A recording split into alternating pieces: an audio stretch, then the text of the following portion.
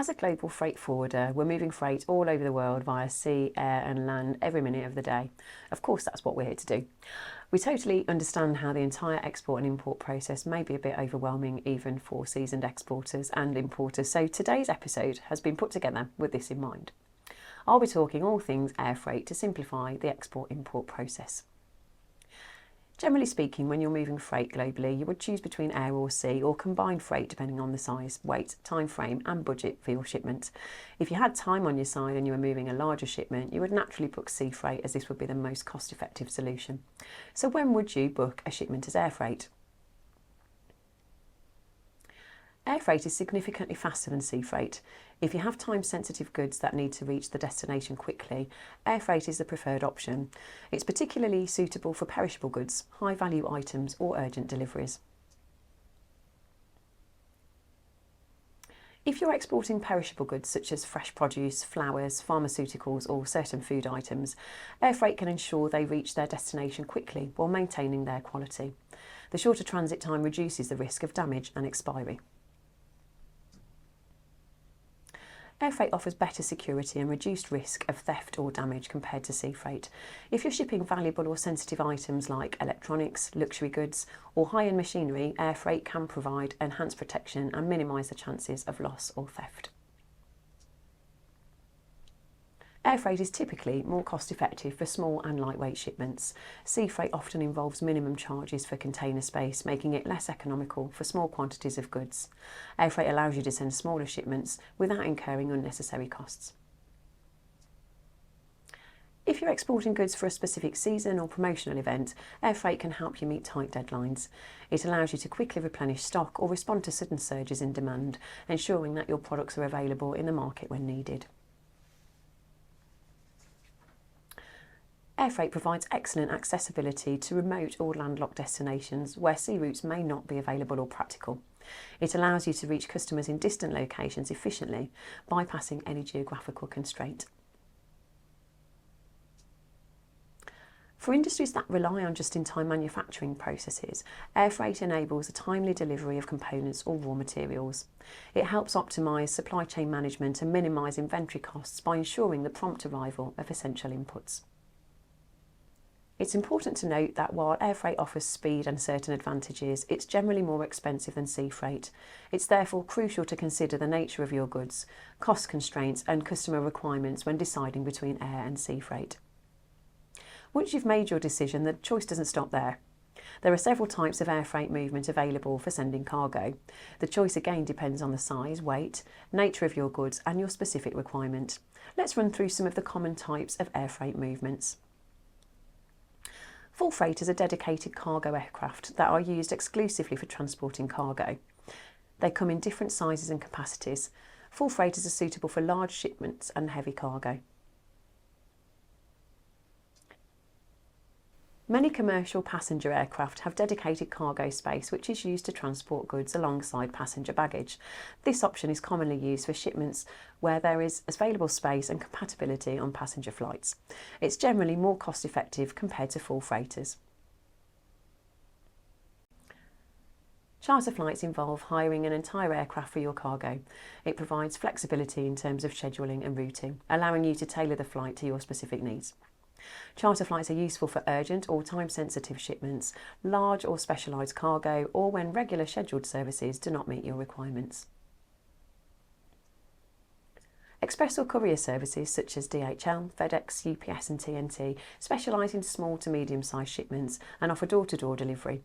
These services provide quick and reliable delivery options for smaller packages and time-sensitive shipments. Consolidated air freight, also known as air freight consolidation or groupage, involves combining multiple shipments from different shippers into one larger shipment.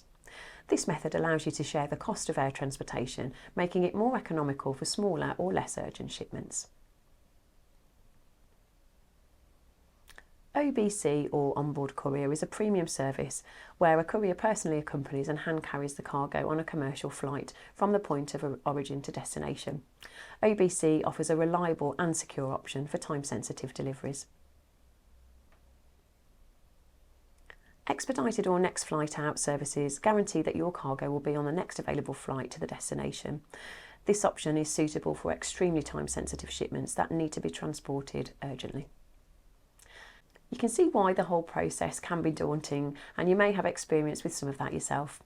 Of course, any exporter and importer would be wise to engage a freight forwarder that already has knowledge of the entire process in order to help steer them in the right direction. I chatted to Harshit Singh, our air freight operator here at Espas. Harshit joined us as an apprentice back in 2015 and is now a vital part of our worldwide team. Harshit sees common mistakes and issues on a day-to-day basis and is thus well prepped to support our customers throughout their booking journey. Good morning, Harshit. Welcome to the lounge. Thanks for joining me on the couch today. Morning, Cal. Thanks for having me. You've been with us since 2015. You joined Espas as an apprentice back then, and obviously you've come a long way since then, and you're now part of the worldwide team, and you're looking after air freight on a daily basis. So you can truly understand how daunting it might be for any UK exporters and importers moving air freight. I can understand how daunting it can be, especially going into it almost blind. It can be a very daunting world. Yeah. And often we talk in acronyms in logistics generally, but and in air freight it's a thing. So I wondered if you could shed some light today for us on certain acronyms. I most certainly can. I'll do my best. Okay, let's go. So AWB Airway Bill.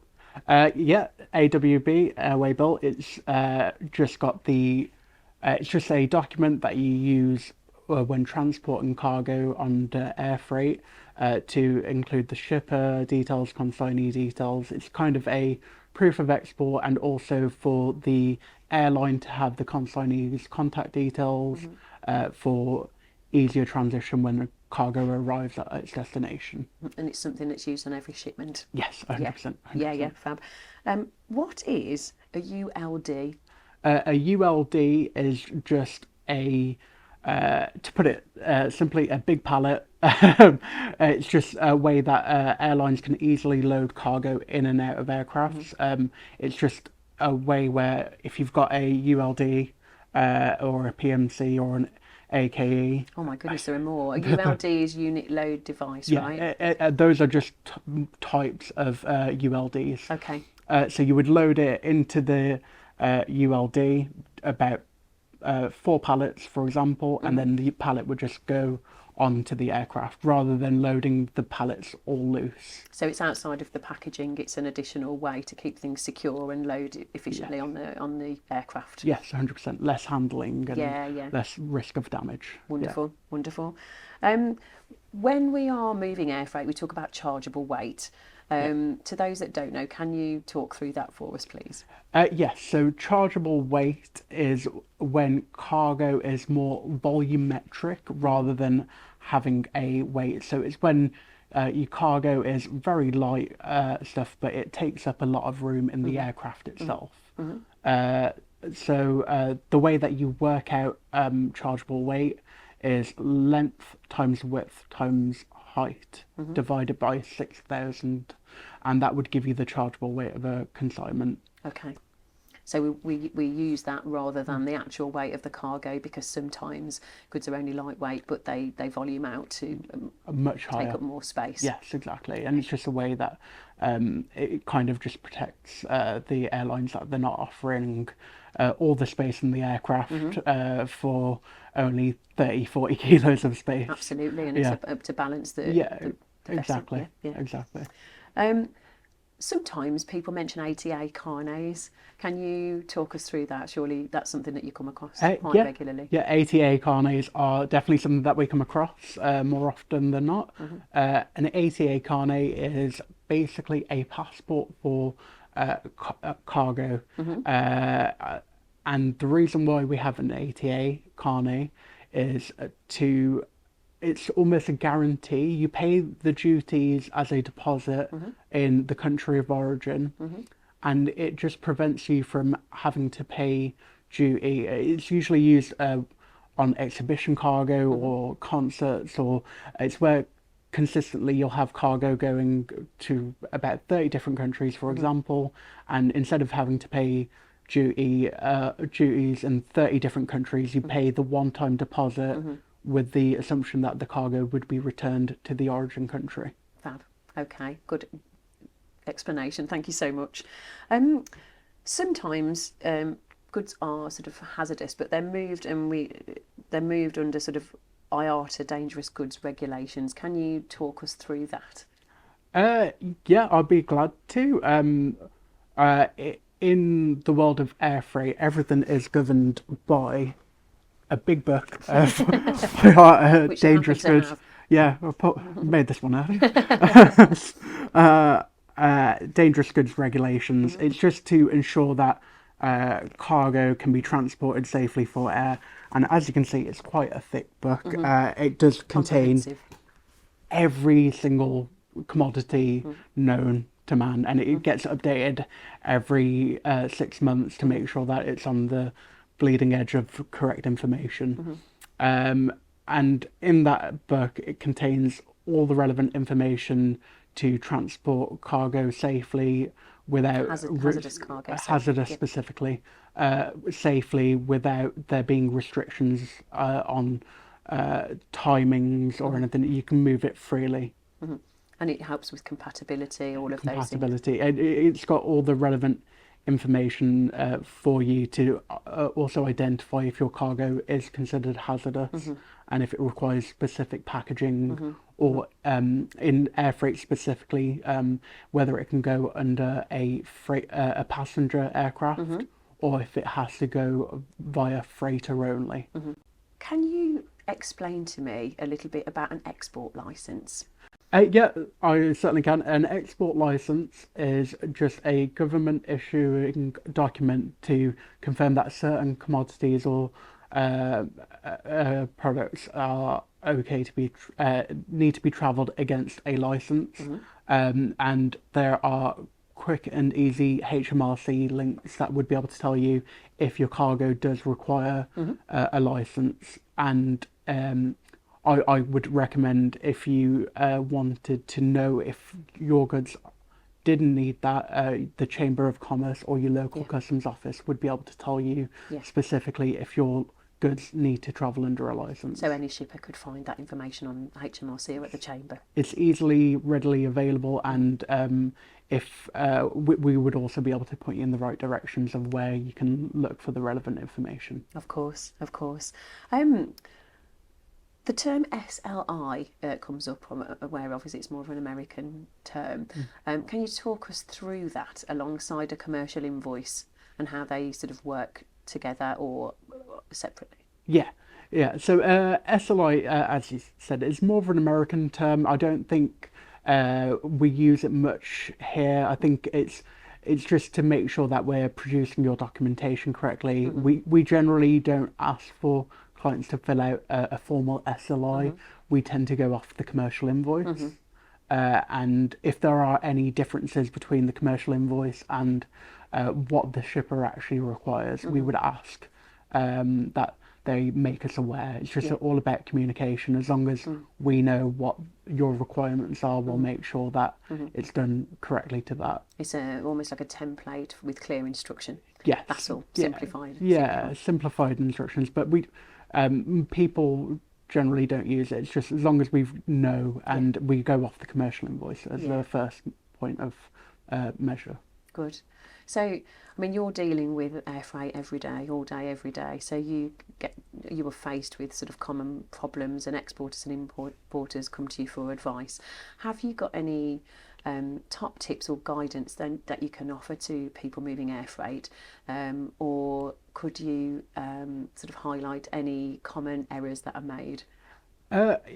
Yeah, I most certainly can. My biggest thing that I will tell everybody is, if possible, for both time saving and cost saving, I would always try to get your cargo in the spec of passenger aircraft.